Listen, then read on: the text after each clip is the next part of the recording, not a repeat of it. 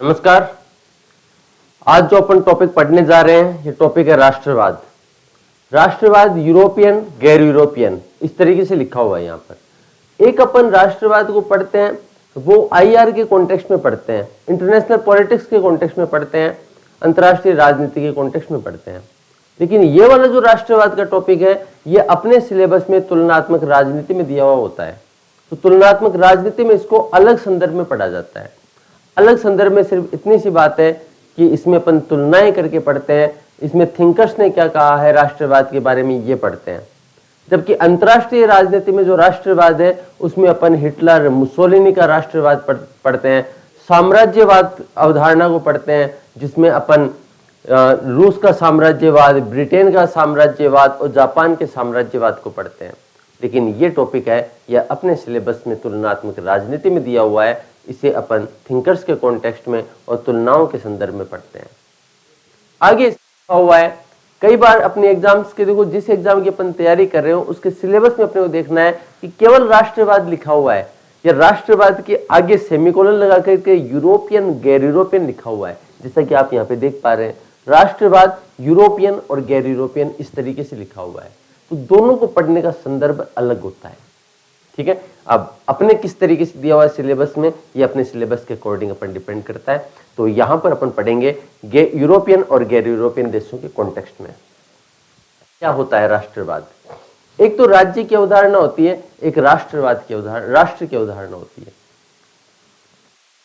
अवधारणा को आधुनिक पॉलिटिकल साइंस से जोड़ा जाता है, वर्तमान के जो आधुनिक राजनीति विज्ञान है उससे जोड़ा जाता है। कैसे? राष्ट्रवाद की अवधारणा मानी जाती है जब वेस्टफेलिया की संधि होती है 1648 के अंदर, 1648 की वेस्टफेलिया संधि से राष्ट्र राज्य का उद्भव माना जाता है। वेस्टफेलिया की संधि की अपन सिंपल बात करें तो यूरोप के देश, जैसे अपने यहाँ पर राजा महाराजा अपने साम्राज्य को बढ़ाने के लिए युद्ध कर रहे थे, वैसे ही वहां पर भी अपने साम्राज्य को बढ़ाने के लिए जो देश थे, नेशंस थे, वो आपस में युद्ध कर रहे थे। अब साम्राज्य बढ़ाने के लिए लोगों की बलि चढ़ाई जा रही थी। अपन ऐसा बोल सकते हैं कि जब युद्ध होते हैं तो आम जनता को नुकसान होता है, आम जनता मारी जाती है, एरिस्टोक्रेट का कुछ नहीं बिगड़ता है। तो ये जो आम जनता थी ये दुखी हो चुकी थी यूरोप में युद्धों से। 7 साल का से लगातार युद्ध चल रहा था, जिसे सप्तवर्षीय युद्ध भी कहा जाता है, 1642 से 1649 तक। उसी दरमियान ये देश मिलते हैं 1648 में और एक संधि करते हैं कि आज से जिसकी टेरिटरी जिसके पास में है ना वो उसी की रहेगी, जिसका क्षेत्र जिसके पास में है उस देश का ही रहेगा। कभी कोई दूसरा देश ये नहीं कहेगा, यानी फ्रांस ये नहीं कहेगा कि जर्मनी का कुछ भाग मेरा था, या जर्मनी ये नहीं कहेगा कि इटली का भाग मेरा है। जो आज के पास में है वो उसके पास ही रहेगा। दूसरा देश कभी ये इंटरफेयर नहीं। तो जैसे ये कॉन्सेप्ट आया ना कि जिसके पास में जो क्षेत्र है वो उसी का रहेगा, वहीं से संप्रभुता का, राज्य का कॉन्सेप्ट आ गया कि उस टेरिटरी के अंदर लॉज वो देश ही बनाएगा, दूसरा देश उसमें इंटरफेयर नहीं करेगा। तो संप्रभुता का कॉन्सेप्ट आ गया। अपने नागरिकों के साथ में वह कैसा व्यवहार कर रहा है, दूसरे देश को इससे ऑब्जेक्शन नहीं होना चाहिए, इससे नागरिकता का कॉन्सेप्ट आ गया। हालांकि नागरिकता की बात पहले भी की गई, लेकिन नागरिकता की आधुनिक अवधारणा यहीं से आई।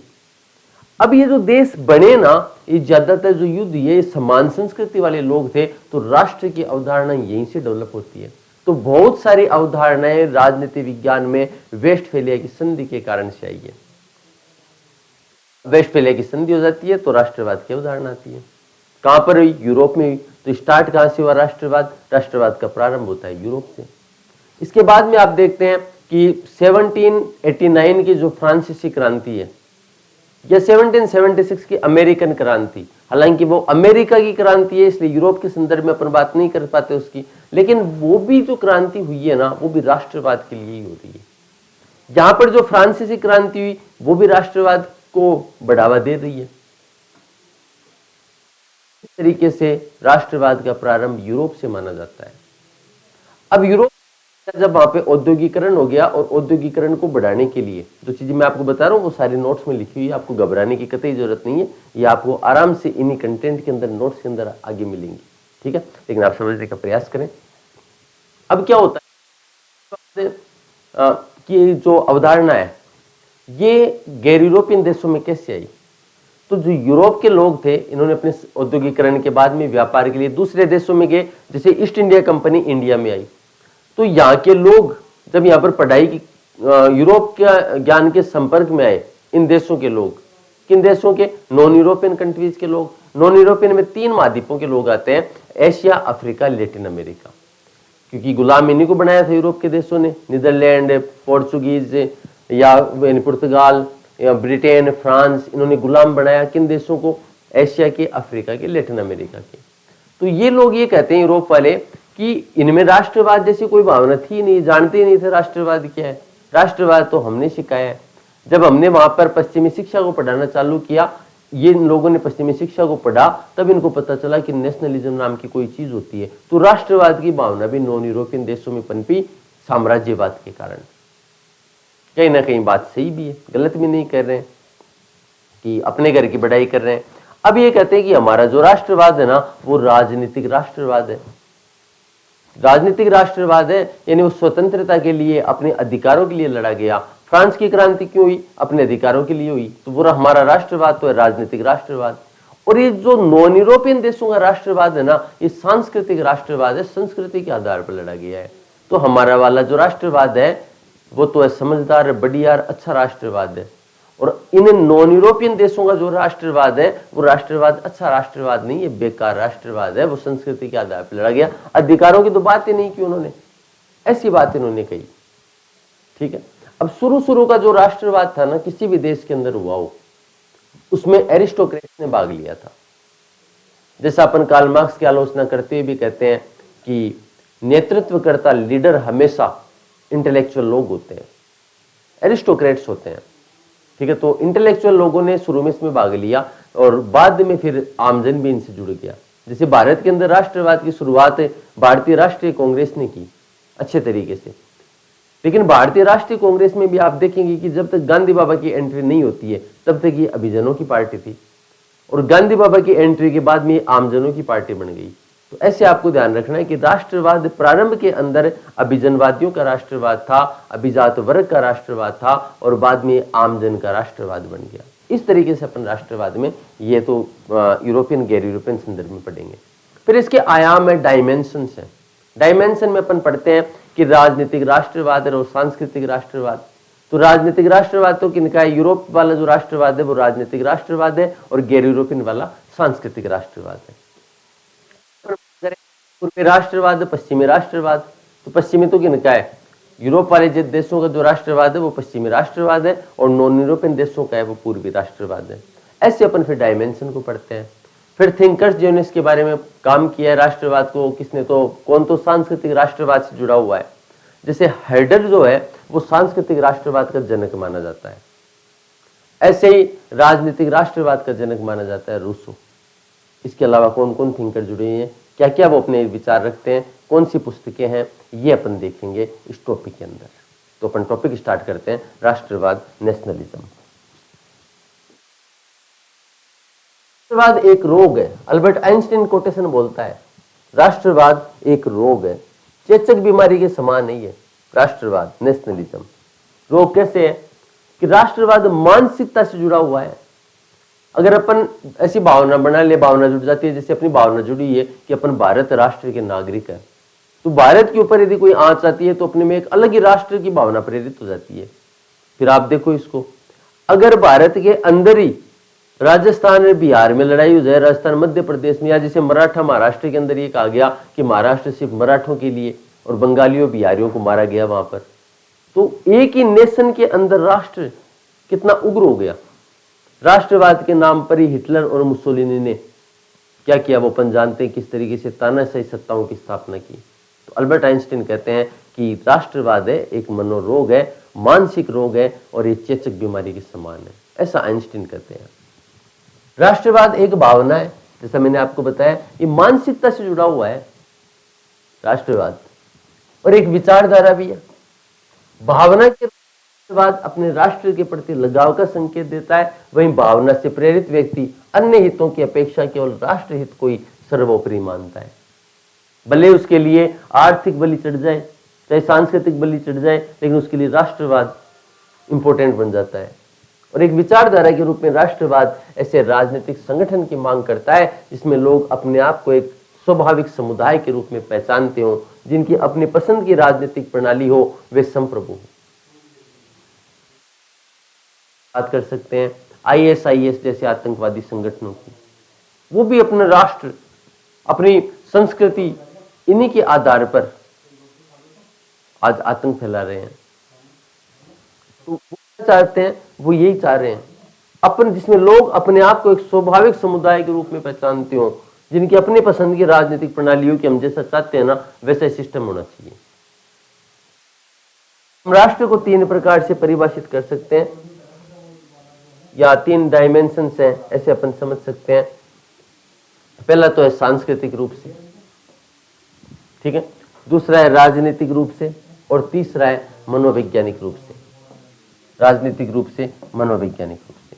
तो राष्ट्रवाद को अपन 3 प्रकार से समझ सकते हैं। पहला तो सबसे इंपॉर्टेंट सांस्कृतिक रूप से, अपन किसी राष्ट्र से जुड़े हुए, मतलब अपन किसी एक संस्कृति से जुड़े हुए हैं, यानी राष्ट्र संस्कृति को बताता है, और संस्कृति एक समान भाषा, धर्म, जाति, बोली, रहन सहन, पहनावा, इसको दर्शाती है। परंपराओं से बंधे लोगों का समूह होता है ये। जर्मन दार्शनिक हर्डर, जो मैंने आपको बताया, हर्डर को सांस्कृतिक राष्ट्रवाद का जनक कहा जाता है, हर्डर को सांस्कृतिक राष्ट्रवाद का पिता कहा जाता है। हर्डर। राजनीतिक रूप से अपन राष्ट्रवाद की बात करें तो राष्ट्र लोगों का समूह है जो खुद को एक प्राकृतिक राजनीतिक समुदाय के रूप में मानता है, जिसके पास संप्रभुता भी है। इसके समर्थक है रूसो, और राजनीतिक राष्ट्रवाद का जनक कहा जाता है रूसो को, राजनीतिक राष्ट्रवाद का पिता कहा जाता है रूसो को, ठीक है। इसे आधुनिक राष्ट्रवाद का भी पिता कहा जाता है, किसे? रूसो को, क्योंकि आधुनिक युग में अपन देखें तो राजनीतिक रूप से ही राष्ट्रवाद जुड़ा होता है। जैसा मैंने आपको बताया कि अपन यदि किसी एक क्षेत्र से जुड़े हुए हैं कि राजस्थान की संस्कृति, राजस्थान का पहनावा, राजस्थान की बोली, ये जो है ये सांस्कृतिक राष्ट्रवाद है। लेकिन हम सब भारत के नागरिक हैं, भले हमारी संस्कृतियां अलग अलग हैं, लेकिन हम भारत के नागरिक हैं। ये राजनीतिक राष्ट्रवाद है। तो वर्तमान में राजनीतिक राष्ट्रवाद ही है, इसलिए आधुनिक राष्ट्रवाद भी कहा जाता है राजनीतिक राष्ट्रवाद को। तो आधुनिक राष्ट्रवाद हो या राजनीतिक राष्ट्रवाद हो, दोनों का जनक माना जाता है रूसो को। फिर मनोवैज्ञानिक राष्ट्रवाद। मनोवैज्ञानिक रूप से राष्ट्र एक राष्ट्र देशभक्त के रूप में एक साझा वफादारी या स्नेह से आबद्ध लोगों का एक समूह होता है, ठीक है, मनोवैज्ञानिक रूप से। ये 3 तरीके से अपन राष्ट्रवाद को परिभाषित कर सकते हैं। इस प्रकार राष्ट्रवाद एक विश्वास है जो मानता है कि यदि लोगों का एक समूह है जो समान इतिहास, परंपरा, भाषा, संस्कृति के आधार पर आपस में जुड़ा हो, तो ये प्रभुसत्ता संपन्न राजनीतिक समुदाय में एक राष्ट्र का निर्माण करता है। कौन? इनकी कोटेशन आती है, राष्ट्रवाद राष्ट्र राज्य की मांग करता है। राष्ट्रवाद राज्य की मांग करते हैं, और राष्ट्र राज्य की अवधारणा सबसे ज्यादा जहां फली फूली है ना, वो जर्मनी है। आप देखो राष्ट्रवाद की भावना में जब अपन हीगल को पढ़ते हैं तो राष्ट्र राज्य को वो सर्वोच्च मानता है, बहुत ज्यादा इंपॉर्टेंस देता है राष्ट्र राज्य की अवधारणा को। गॉड बोलता है उसको शुभ की अवधारणा से जोड़ देता है, ईश्वर की अवधारणा से जोड़ देता है राष्ट्र राज्य की अवधारणा को। फिर अपन हिटलर, मुसोलिनी, जर्मनी के, आप देखेंगे इसी राष्ट्रवाद में जो भी अपन ने पढ़ा, सांस्कृतिक राष्ट्रवाद का जनक हर्डर, वो भी कहां का है? जर्मनी का है। तो राष्ट्रवाद, राष्ट्र राज्य की जो अवधारणा है बहुत ज्यादा फली फूली है जर्मनी में। तो यहां पर हैंस कोन की कोटेशन देखो कि राष्ट्रवाद राष्ट्र राज्य की मांग करता है, राष्ट्र राज्य का निर्माण राष्ट्रवाद को मजबूत करता है। मैक्स भावनाओं का एक समुदाय है जो खुद को अपने राज्य में सही तरीके से अभिव्यक्त करता है। ये कोट है जो अपने को ध्यान रखनी है। राष्ट्रवाद का इतिहास, जैसा कि मैंने आपको बताया, स्टार्ट होता है यूरोप से। राष्ट्रवाद की अवधारणा का प्रारंभ यूरोप से माना जाता है। यूरोप में भी वेस्टफेलिया की संधि से माना जाता है 1648 में। उसके बाद में यूरोप में 1789 की फ्रांसीसी क्रांति राष्ट्रवाद की पहली स्वाभाविक अभिव्यक्ति थी। पश्चिमी यूरोप में 18वीं 19वीं सदी में राष्ट्रवाद का विकास होता है, और राष्ट्रवाद के विकास में 1648 की वेस्टफेलिया की संधि और 16वीं 17वीं सदी के आसपास केंद्रीकृत असीम निरंकुश राजतंत्रों ने इसमें योगदान दिया। मध्यकाल की अपन बात करें तो मध्यकाल में राजतंत्र असीम नहीं थे, बल्कि वे चर्च और सामंतवाद के नियंत्रण में थे। ये मैंने आपको जब उदारवाद पढ़ाया तो याद करो कि चर्च की सत्ता हुआ करती थी, और चर्च की सत्ता इतनी भयानक थी, भयानक इस रूप में थी कि राजाओं की भी नहीं चलती थी। अब आप कल्पना कर सकते हैं कि एक धर्म का कितना बड़ा वर्चस्व होगा। इनकी हायरार्की हुआ करती थी, एक पद सोपानीय व्यवस्था हुआ करती थी, जिसमें ऊपर वेटिकन सिटी का में जो चर्च का धर्माधिकारी बैठा करता था ईसाई धर्म का, उसे तो कहा जाता था पोप। और हर देश में एक बड़ा चर्च हुआ करता था, यानी देश में जो हेड होता था ना ईसाई धर्म का धर्माधिकारी देश के अंदर, उसे कहा जाता था बिशप। और फिर छोटे छोटे धर्माधिकारी हुआ करते थे चर्च के अंदर, जिनको अपन पादरी बोलते हैं। तो पादरी रिपोर्ट करता था बिशप को, और बिशप फिर पोप को। और पोप यदि ये कह देता कि ये राजा है, ये बाइबल के अनुसार नहीं चल रहा है, तो आसपास के जो और देश थे वो अपनी सेनाएं भेज दिया करते थे कि ऐसा कैसे हो सकता है कि आप बाइबल का उल्लंघन कर सकते हैं। चर्च की बहुत भयानक रूप की सत्ता थी। तो चर्च ने भी राष्ट्रवाद को बढ़ावा देने में योगदान दिया। चर्च की इसलिए लाइन लिखी है, मध्यकाल में राजतंत्र असीम नहीं थे, यानी सारी पावर इनके पास नहीं थी, बल्कि वे चर्च और सामंतवाद के नियंत्रण में हुआ करते थे। सामंत जो टैक्स पहुंचाया करते थे ना, ये टैक्स चर्च के पास पहुंचता था। धीरे धीरे जब व्यापार का विकास हुआ, यानी औद्योगिकरण आया, इंडस्ट्रियलाइजेशन हुआ, सीमाएं खुली, समुद्री यात्राएं आसान हुई, तो व्यापारिक पूंजीवाद या वाणिज्य बुर्जुआ का विकास हुआ। यह उदारवाद में अपन ने पढ़ा। यानी कहने का मतलब जब उदारवाद आया तब फिर राजाओं के पास में ताकत आना चालू हुई थी। उसी टाइम पर फिर कईयों ने बाइबल का विरोध किया, जिनको जिंदा तक जला दिया गया था, जैसे ब्रूनो उनमें से एक है। राजाओं ने वाणिज्यवाद और आर्थिक राष्ट्रवाद को बढ़ावा दिया, क्योंकि इससे सामंतों पर उनकी आर्थिक निर्भरता कम हो गई। व्यापारी को सुरक्षा चाहिए थी, और व्यापारी को जब सुरक्षा चाहिए थी तो सुरक्षा कौन दे सकता था? राजा। और बाइबल के अगेंस्ट में थे व्यापारी, क्योंकि बाइबल में लोन देना यानी ब्याज पर पैसा देना या फिर ब्याज पर पैसा लेना, दोनों ही अपराध की श्रेणी में थे, और उनके लिए एक ही सजा थी, मृत्युदंड। तो राजाओं से सुरक्षा चाहिए थी, तो राजाओं को तो इन्हें टैक्स देना चालू किया कि हम आपको पैसा देते हैं, आप सेना बनाओ, बस हमें सुरक्षा दो आप। तो राजाओं की शक्ति बढ़ती गई, चर्च की शक्ति कमजोर होती गई। तो कौन सा राष्ट्रवाद आ गया? आर्थिक राष्ट्रवाद, वाणिज्यवाद। ठीक है, इससे सामंतवाद कमजोर पड़ा, चर्च की सत्ता कमजोर पड़ी। सुधार आंदोलन ने पोप और चर्च की सत्ता को कमजोर कर दिया। धर्म सुधार आंदोलन, जो कि पुनर्जागरण के बाद में चलाया जाता है, और धर्म सुधार आंदोलन का जनक माना जाता है मार्टिन लूथर किंग को। और ईसाई धर्म की एक नई शाखा बन जाती है प्रोटेस्टेंट। कैथोलिक पहले से चल रहे थे। कैथोलिक वो है जो कि बाइबल में पूर्ण विश्वास रखते हैं, जो बाइबल ने कहा है वही सही है। प्रोटेस्टेंट वो है जो कि बाइबल को तो मानते हैं, लेकिन बाइबल में जो गलत बातें हैं कई, उनका विरोध करते हैं, पाखंड का विरोध करते हैं। ठीक है, वैसे ही है जैसे अपन घर में पूजा कराते हैं तो पंडित जी तो बढ़िया लगता है, लेकिन पंडित जी जब अपने को लगने लग जाता है कि यार ज्यादा ही ये तो लालचपन कर रहा है, तो फिर अपन कहते हैं कि तो पाखंड कर रहा है फालतू। या फिर वो खुद तो उपदेश दे रहा है, जैसे कहावत अपने गुरु जी खुद तो बैंगन खाए दूसरे को शिक्षा दे, तो ऐसा काम करते हैं तो अपन भी विरोध करते हैं। वही प्रोटेस्टेंट है। तो धर्म सुधार आंदोलन ने पोप और चर्च की सत्ता को कमजोर कर दिया। पहले राजा जो सिर्फ समकक्षों में प्रथम था, अब असीम और निरंकुश हो गया। अब इनके पास में पावर आ गई राजा के पास में, और पावर से भी ज्यादा पैसा आ गया। अब व्यापारी से टैक्स लेना चालू कर दिया इन्होंने। इस असीमता की वजह से एकल प्रभु सत्ता उदय हुई। एकल प्रभु सत्ता, एकल प्रभु सत्ता का मतलब है कि सारी पावर राजा के पास में आ गई। मेरा वचन ही शासन है, लुई 14 का वो डायलॉग जो कि बाहुबली मूवी में काम में लिया गया। तो एकल प्रभु सत्ता को दर्शाता है वो कि मैं ही कार्यपालिका हूं, मैं ही विधायिका हूं, मैं ही न्यायपालिका हूं, मैंने जो आदेश दे दिया वही शासन है, वही कानून है। तो मेरा वचन ही शासन है। ये जो बातें थी वो एकल प्रभु सत्ता को बता रही है, राजा की निरंकुश सत्ता को बता रही है। केंद्रीकृत सरकार और सुनिश्चित भूक्षेत्रीय सीमाओं का निर्धारण हो गया, जिससे आधुनिक राष्ट्र राज्य और राष्ट्रवाद का विकास हुआ। वैसे आप देखेंगे तो ये सारी अवधारणा वेस्टफेलिया संधि के कारण ही आती है 1648 में। वही एरा चल रहा है इस धर्म सुधार आंदोलन का भी।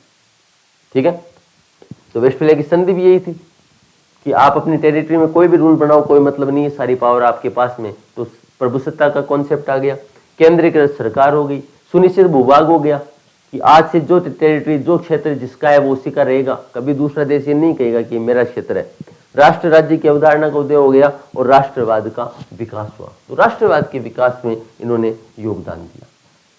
1688 की ब्रिटेन की गौरवपूर्ण क्रांति, ठीक है, गौरवपूर्ण इसलिए कहा जाता है, इसको ग्लोरियस रिवॉल्यूशन कहा जाता है क्योंकि इसमें खून खराबा नहीं हुआ, रक्तहीन क्रांति थी ये। इसमें सीमित राजतंत्र का उदय हुआ, मतलब राजतंत्र आज भी है ब्रिटेन। राजतंत्र कैसे कि अब तक जैसे फ्रांस में निरंकुश सत्ता थी, लुई 14 का शासन था तब कि मेरा वचन ही आदेश है, कार्यपालिका विधायिका न्यायपालिका सब में ही हूं। यहां पर यह कहा गया कि आज से विधायिका कानून बनाने का काम जनता करेगी। राजा ने खुद अपने पावर दे दी ये लोग जनता को, संसद का निर्माण कर दिया गया। तो सीमित राजतंत्र का उदय हुआ 1688 क्रांति के बाद में। ऐसे 1789 की फ्रांसीसी क्रांति के बाद में फ्रांस में गणतंत्रवाद आ गया, राजा को हटा दिया गया। लुई 16 का शासन था इस समय। तो लुई 14 कहा करता था मेरा वचनी शासन है, उसका पोता था इस समय लुई 16, और उसे हटा दिया गया और गणतंत्रवाद आ गया। एक और पॉइंट अपने को ध्यान रखना है, यहाँ पर इंपोर्टेंट पॉइंट है, फ्रांस में 5 बार गणतंत्र व्यवस्था बदल चुकी है और अभी जो चल रही है 1958 में बदली गई थी। इसलिए फ्रांस की व्यवस्था बड़ी अजीब सी, अपन पढ़ेंगे ये जब अपन शक्ति पृथक्करण, सेपरेशन ऑफ पावर पढ़ेंगे तब मैं आपको बताऊंगा कैसे है। वहां की जो सिस्टम है उसको क्वेसी प्रेसिडेंशियल सिस्टम कहा जाता है, अर्ध अध्यक्षात्मक प्रणाली है वहां पर, बड़ी अजीब सी व्यवस्था है। लेकिन कोई ऐसी कृपा हो गई कि 1958 के बाद में अब तक भी चल रही है, नहीं इतने लंबे समय तक वहां गणतंत्र टिका ही नहीं। ठीक है, तो गणतंत्रवाद की स्थापना हुई, ब्रिटेन में सीमित राजतंत्र की स्थापना हुई। जर्मनी में 19वीं और 20वीं सदी में रोमांटिक राष्ट्रवाद का उदय हुआ। रोमांटिक राष्ट्रवाद का मतलब है सांस्कृतिक राष्ट्रवाद। भारत का जो राष्ट्रवाद है वो भी सांस्कृतिक राष्ट्रवाद था, लेकिन ये इंपॉर्टेंट इसलिए है कि यूरोप के अंदर जैसा अपन ने पढ़ा है राजनीतिक राष्ट्रवाद ज्यादा हावी रहा, लेकिन जर्मनी में सांस्कृतिक राष्ट्रवाद, संस्कृति के लिए राष्ट्रवाद का उदय हुआ। अभी भी आप देखेंगे जर्मनी की जो चांसलर बनी है, जैसे ही वो चांसलर बनी उसका पहला स्टेटमेंट यही था, जर्मनी जर्मनियों के लिए। हिटलर, मुसोलिनी, जर्मनी सिर्फ आर्यों के लिए, अनार्यों के लिए नहीं है। ये सब कैसा राष्ट्रवाद है? सांस्कृतिक राष्ट्रवाद है। जर्मनी में रोमांटिक राष्ट्रवाद का विकास हुआ जो कि भारत के राष्ट्रवाद के समान ही है।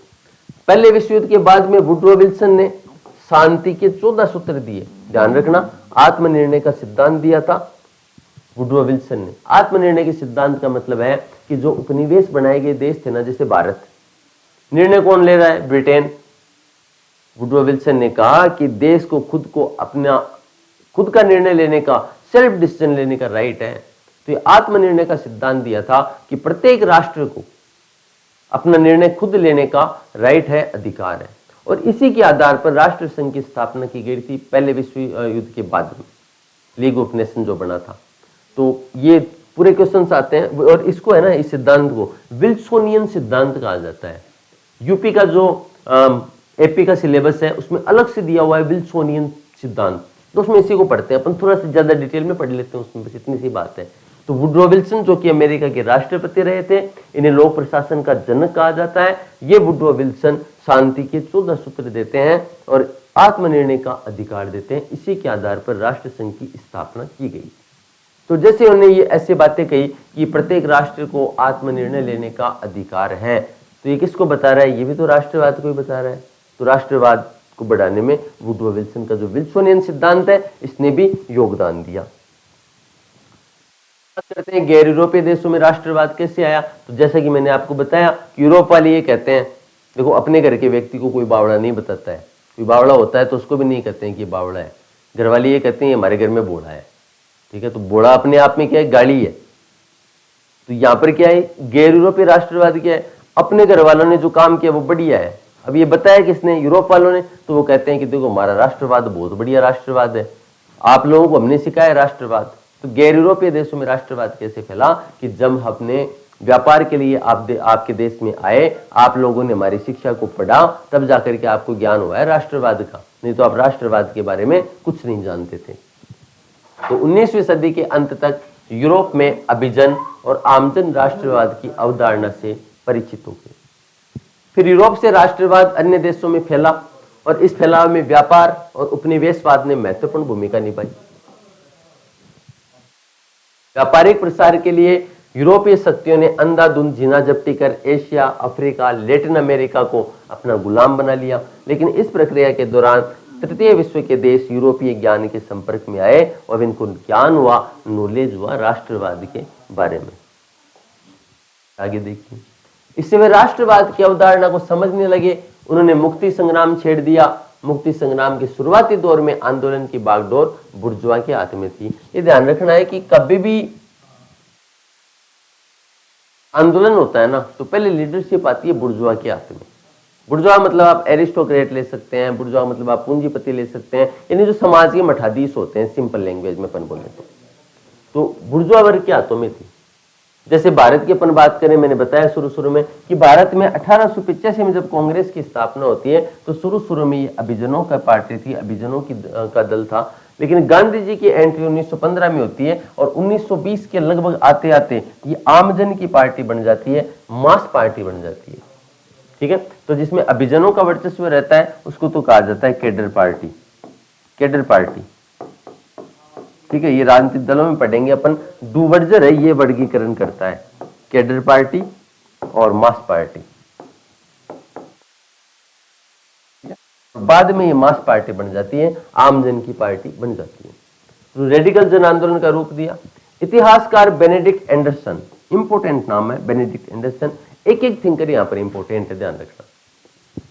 बेनेडिक्ट एंडरसन का मानना है कि यूरोपीय औपनिवेशिक शक्तियों के द्वारा लैटिन अमेरिका, अफ्रीका, एशिया में असावधानी से या भूलवश राष्ट्रवाद के विचारों को लाया गया।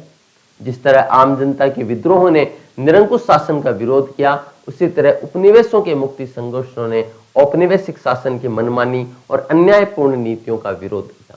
क्या कहना चाह रहा है ये कह रहा है कि यूरोप के अंदर जैसे निरंकुश सत्ता थी फ्रांस में और उसके विरोध में राष्ट्रवाद पनपा, वैसे ही इन एशिया, अफ्रीका, लैटिन अमेरिका के देशों में जो ये शक्तियां थी ना यूरोप की, जिन्होंने गुलाम बना लिया था, इनकी बड़ी दमनकारी शक्ति हो गई थी। तो राष्ट्र एक हो गया कि भगाओ इनको यहां से। जैसे भारत में अंग्रेजों को भगाने के लिए पूरा राष्ट्र एक हो गया। नहीं तो आप देखेंगे कि अपने तो यहाँ अलग अलग संस्कृति है, हर 5 कोस पर अपनी भाषा बोली चेंज हो जाती है, 10 कोस पर रहन सहन खान पान पूरा बदल जाता है। तो अपने तो यहाँ बहुत ज्यादा डाइवर्सिटी है, लेकिन इतनी डाइवर्सिटी होते हुए भी अपना राष्ट्र एक हो पाया क्योंकि अंग्रेज ने पूरे देश को गुलाम बना रखा। ऐसा बेनेडिक्ट एंडरसन का मानना है कि वहां पर निरंकुश सत्ताओं ने निरंकुशता दिखाई, इसलिए राष्ट्रवाद पनपा। और इन एशिया, अफ्रीका, लैटिन अमेरिकी देशों में ये जो देश हैं यूरोप के, इन्होंने बहुत ज्यादा निरंकुशता दिखाई, इसलिए राष्ट्रवाद पनपा। अब राष्ट्रवाद के आयाम या प्रकार आप कैसे भी समझ सकते हैं इसको ना, आयाम डायमेंशन भी समझ सकते हो या टाइप्स भी समझ सकते हो, दोनों एक ही बात है। राष्ट्रवाद के आयाम की अपन बात करें तो पहला है सांस्कृतिक और राजनीतिक राष्ट्रवाद। आप दोनों को अलग अलग सेपरेट भी लिख सकते हैं, ये पहला राष्ट्रवाद, ये दूसरा राष्ट्रवाद, सांस्कृतिक राष्ट्रवाद, राजनीतिक राष्ट्रवाद। तीसरा है प्रोग्रेसिव नेशनलिज्म, प्रगतिशील राष्ट्रवाद या प्रतिगामी राष्ट्रवाद। ये वो लोग हैं, प्रतिगामी राष्ट्रवाद, गामी का मतलब उल्टा, जो उल्टा दिशा की तरफ जाता है।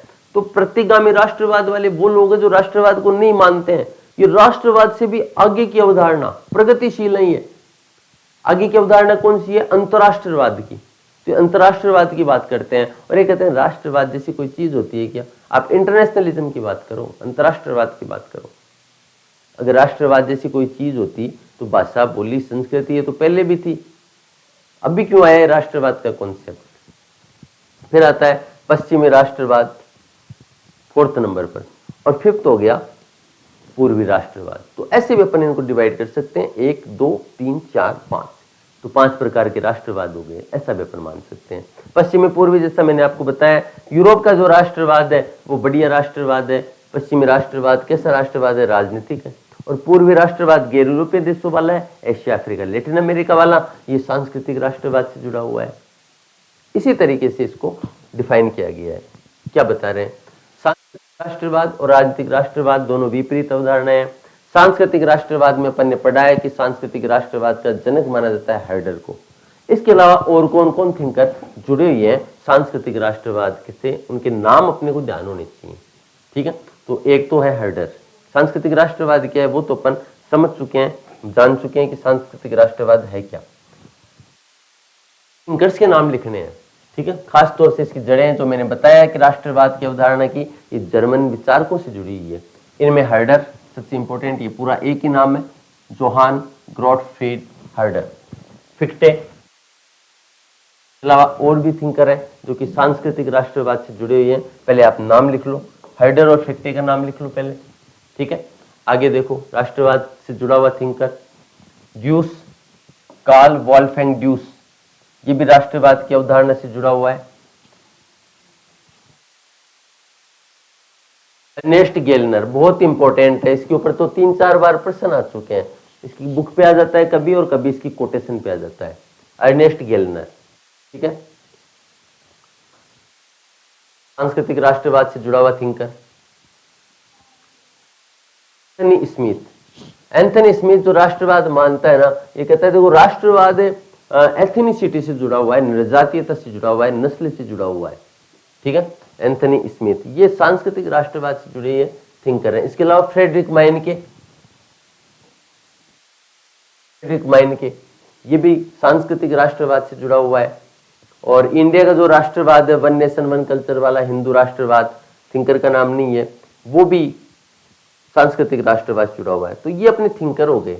अब इनके बारे में 2-2, 3-3 लाइन जो इंपॉर्टेंट है वो अपन देखेंगे, ठीक है। सांस्कृतिक राष्ट्रवाद, हर्डर को उसका पिता कहा जाता है। फिक्टे भी सांस्कृतिक राष्ट्रवाद से जुड़ा हुआ है। वॉल्फगैंग ड्यूस, इनकी बुक का नाम है nationalism and social communication. Nationalism and social communication 1962 में इन्होंने बुक लिखी थी। इन्होंने राष्ट्रवाद को सांस्कृतिक और सामाजिक संयंत्रों की अभिव्यक्ति माना है। का नाम ध्यान रखना, यहाँ पे बुक इंपोर्टेंट है ड्यूस की, नेशनलिज्म एंड सोशल कम्युनिकेशन 1962 में। गेलनर की बुक का नाम है नेशंस एंड नेशनलिज्म, 1983 में बुक लिखी गई है। गेलनर के बारे में अपने को थोड़ा सा डिटेल में पढ़ना पड़ेगा क्योंकि पहले इसके ऊपर बहुत से क्वेश्चन पूछे गए हैं। तो अवसर बनते हैं कि या तो क्वेश्चन थोड़ा टफेस्ट बनाया जाए, साधारण क्वेश्चन बनेगा तो वो आ रहा होगा अपने को। तो एक तो बुक का नाम, इन्होंने राष्ट्रवाद और संस्कृति के बीच संबंधों का विश्लेषण किया है। गेलनर का प्रसिद्ध कथन है, इंपोर्टेंट है ये स्टेटमेंट, ये विचार एक मिथक है कि राष्ट्र एक प्राकृतिक संस्था है या ये आदमी को परिभाषित करने का ईश्वर प्रदत्त तरीका है या ये लोगों की राजनीतिक निर्यात है जिसे हासिल करने में कई बार ज्यादा वक्त लग जाता है। दरअसल कई बार राष्ट्रवाद ने पहले से मौजूद संस्कृतियों को राष्ट्रों में बदल दिया गया, कई बार इसने संस्कृतियों का निर्माण किया और अमूमन इसने पहले से कायम संस्कृतियों को नष्ट कर दिया। ये पूरी एक कोटेशन है इसकी जो गेलनर ने कही। एक और कोटेशन आती है कि राष्ट्र राष्ट्रवाद को नहीं बनाते हैं बल्कि राष्ट्रवाद राष्ट्रों को बनाते हैं। राष्ट्र राष्ट्रवाद को नहीं बनाते हैं, राष्ट्र हो गए वो राष्ट्रवाद नहीं बनाते हैं बल्कि राष्ट्रवाद राष्ट्रों को बनाते हैं। देखो आप एक इंडिया के एग्जाम्पल से समझो आप इस बात को। इंडिया में बहुत सारे राष्ट्र हैं, राष्ट्र है ये आपको समझना हो तो तारक मेहता का उल्टा चश्मा अपन सब ने देखा है, वो सारे अपने आप में एक राष्ट्र है। वहां पर एक गुजराती रह रहा है, वहां पर पंजाबी रह रहा है, वहां पर दक्षिण भारत का जो है केरला वाला वो रह रहा है, वहां पर बहुत सारे कल्चर के लोग रह रहे हैं। तो राष्ट्र अलग अलग है, तो राष्ट्र राष्ट्रवाद को नहीं बना रहे हैं। अगर ऐसा होता तो फिर वो अलग अलग ही रहते हैं, लेकिन वो एक दूसरे का सम्मान करते हैं, एक दूसरे की संस्कृति का सम्मान करते हैं, यानी राष्ट्रवाद राष्ट्रों को बना रहे हैं। भारत यदि एक हुआ है आज इतनी संस्कृतियों के बावजूद, उसका कारण है कि राष्ट्रवाद राष्ट्रों को बनाते हैं।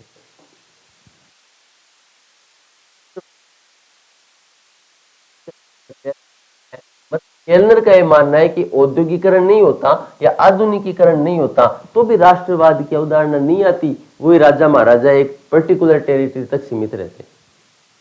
ठीक है, तो आधुनिकीकरण की अवधारणा और औद्योगिकरण के कारण राष्ट्रवाद पनपा है।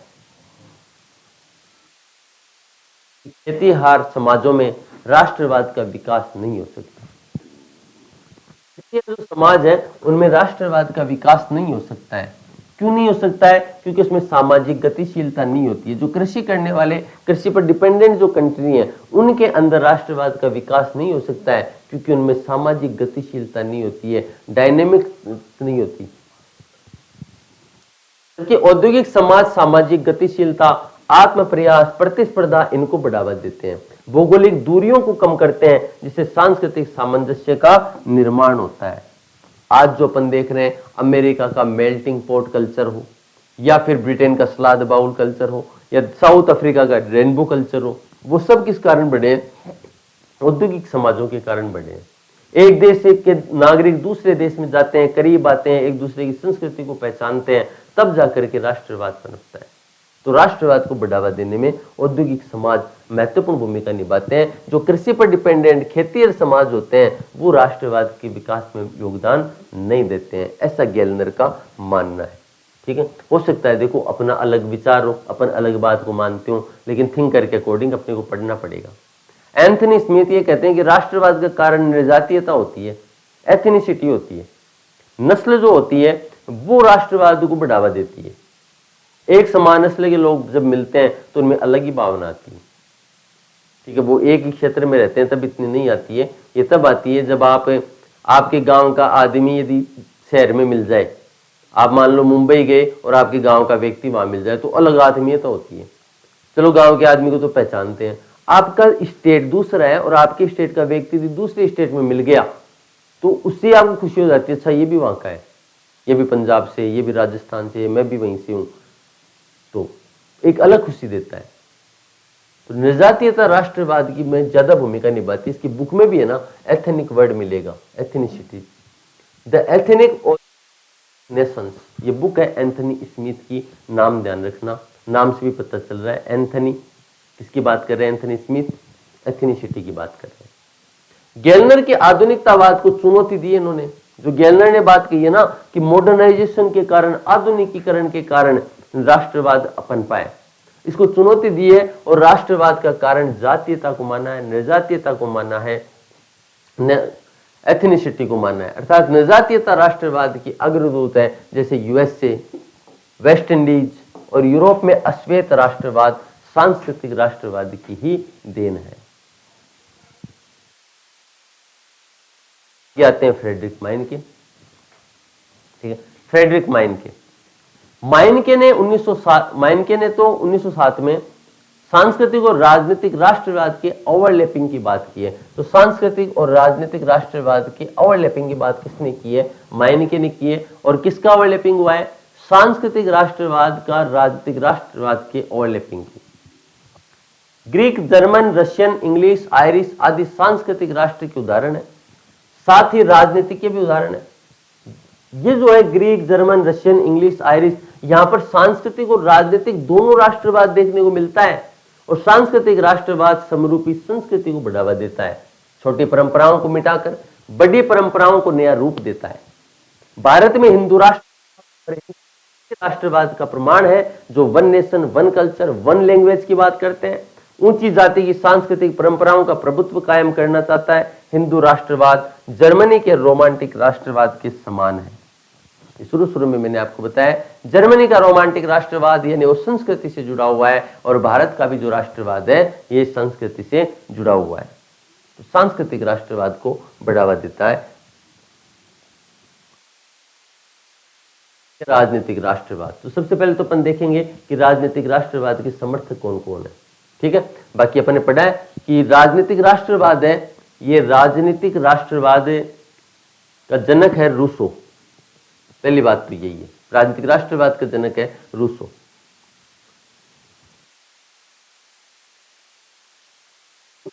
आधुनिक राजनीतिक राष्ट्रवाद का जनक कहा जाता है, तो रूसो तो एक विचारक हो गया। और कौन